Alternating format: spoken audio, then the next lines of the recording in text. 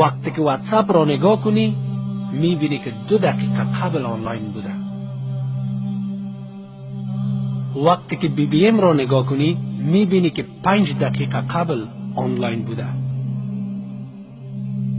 به طور مثال وقت وایبر را نگاه کنی میبینی که 1 دقیقه قبل آنلاین بوده. وقتی که اسکایپ را نگاه کنی میبینی که 3 دقیقه قبل آنلاین بوده. وقتی که فیسبوک را نگاه کنی میبینی که در حال حاضر آنلاین است. اما زمانی که قرآن را نگاه کنی میبینی که آنها رمضان گذشته آنلاین بودند. الله اکبر. الله متعال همه ما را ببخشد. این یک واقعیت است. ما وقت بیشتر به خاطر شبکه‌های اجتماعی خود داریم نسبت به این که به الله سبحانه و تعالی داشته باشیم.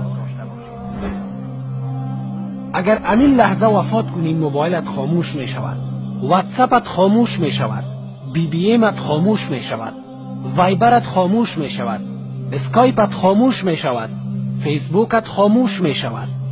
در آن وقت قرآنی که مطالعه کردی و با آن عمل نمودی آنلاین می باشد. چرا؟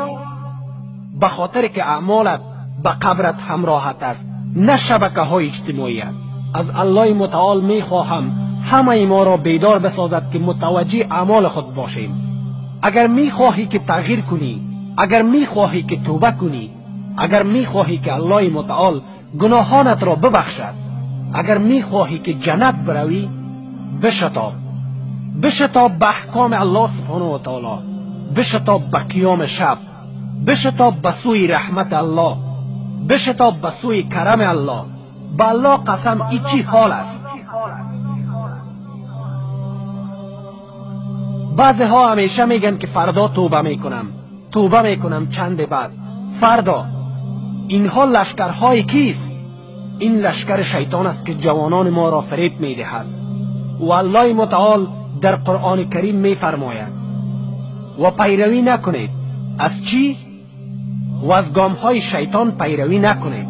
قدم به قدم یک روز شما را به جهنم می اندازد. پناه به الله از آن